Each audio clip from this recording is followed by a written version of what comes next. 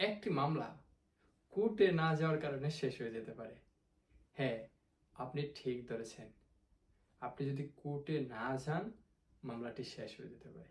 কখন কখন মোকদ্দমা খারিজ হয়, খারিজের আদেশ করলে এর প্রতিকার কি?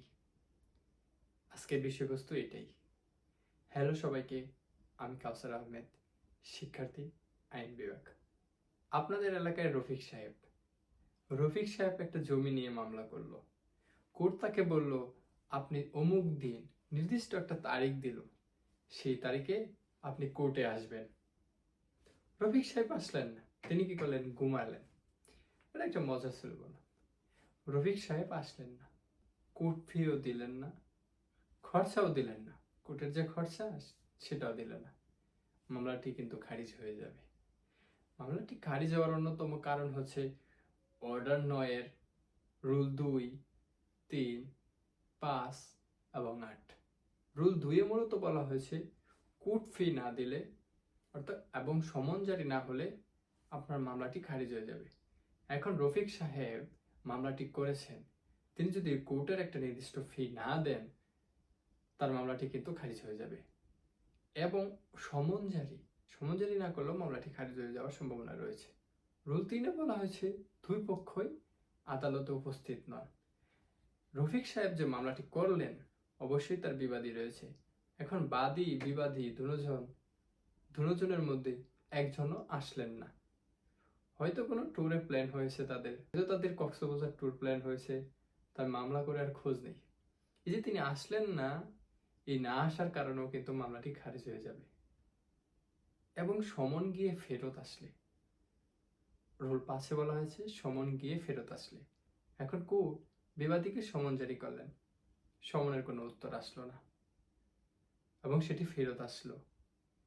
এক্ষেত্রে রফিক সাহেব যদি 30 দিনের মধ্যে আবার আবেদন না করেন, তার মামলাটি কিন্তু খারিজ হয়ে যাবে। রফিক সাহেবের প্রতিকার রয়েছে, কিছু কিছু ক্ষেত্রে প্রতিকার রয়েছে, যেমন রুল 2 এবং 3-এ রফিক সাহেব প্রতিকার হিসেবে তিনি একই বিষয়ে নতুন করে মামলা করতে পারবেন। সবচেয়ে মজার কথা হচ্ছে রুল 8। ধরেন রফিক সাহেব মামলাটি ঠিকই করেছেন বিবাদীর বিরুদ্ধে, যিনি তার জমিটি নিয়ে ঝামেলা করেছেন। এখন নির্দিষ্ট তারিখে তিনি আসলেন না, কিন্তু তার বিবাদী আসলেন। এখন তিনি যে আসলেন না, এ কারণে মামলাটি খারিজ হয়ে যাওয়ার সম্ভাবনা রয়েছে। এক্ষেত্রে রফিক সাহেব কি করবেন? এক্ষেত্রে একটা ব্যতিক্রম রয়েছে এক্সেপশন হিসাবে। ধরেন যার বিরুদ্ধে মামলাটা হয়েছে, তিনি এসে আদালতে বাদীর অনুকূলে বিভক্তি দিতে পারে, তাহলে মামলাটি খারিজ হবে না, মামলাটি থাকবে। এই ক্ষেত্রে একটা ব্যতিক্রম রয়েছে। রুল 8 অনুযায়ী যদি মামলাটি খারিজ হয়ে যায়, তাহলে কিন্তু নতুন মামলা করা যায় না। অর্থাৎ আপনি মামলা করবেন, মামলা করে ঘুমাবেন, আপনার বিবাদী আসবেন, কিন্তু আপনি আসবেন না, আপনি কিন্তু নতুন করে মামলাটি করতে পারবেন না। তবে রফিক সাহেব চাইলে কিন্তু বাতিল খারিজের একটা আবেদন করতে পারেন। তবে সবচেয়ে বড় কারণ হলো রুল 2, 3, 5 এবং 8 এদের মামলা খারিজ হলেও প্রতিকার কিন্তু একরকম না। প্রত্যেকের জন্য আলাদা আলাদা নিয়ম রয়েছে।